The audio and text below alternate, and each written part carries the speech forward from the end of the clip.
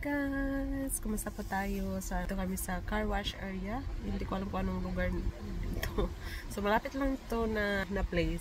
So, dito kami kasi mag car wash and then mag-ano na rin kami maglapas sa kumot namin. Meron kami marumi na kumot at yung ilaphan namin. Ito yung kumot. Dalawang kumot, maliit at malaki. At ito yung mga beddings. Yun ko marinig.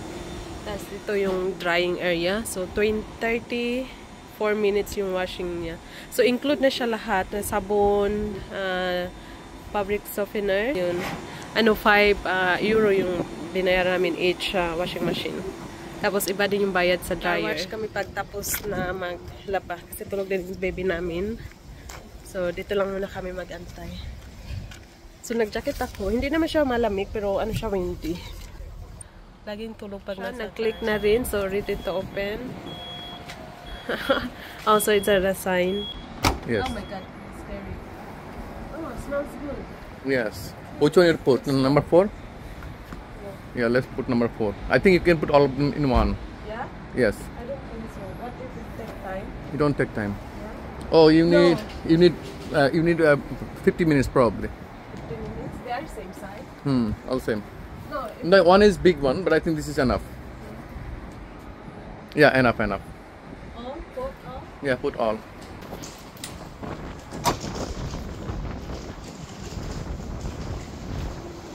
But do you know that if it's white, so if it's white, you can put clothes? I don't know. I think it's all automated. Yeah? No, I think there's a white. But I think it's 20 minutes. But I think it's you know, I like smelling. Smell very good, right? Yeah, this perfect smell for me. Yes. It's 24 hours, so you can come anytime. Maybe it's, huh? What? No, it's okay. Trust me, yes. Oh, this is not good. You remove this stain manually at home and then. I did this one. Okay, now take money from my. Oh, it's a 2 euro for 24. Yes, so you put. This is number 4. Yes. Put. Start. Press start. Now it's moving. No, Okay, stop. ano dito? Vending machine. So, ayan, mayroong snacks. Pero hindi naman ako bibili. Yan, i-share ko lang. Yan, hindi makita sa loob. So, meron ding coffee. Guys, nagising na yung baby namin. Wash na sila. So, kompleto na yung mga gamit dito. Yung mga sabon, yung shampoo, pamunas. Ano na siya, free na. I mean, include na siya sa sa bayad. Nag-car wash.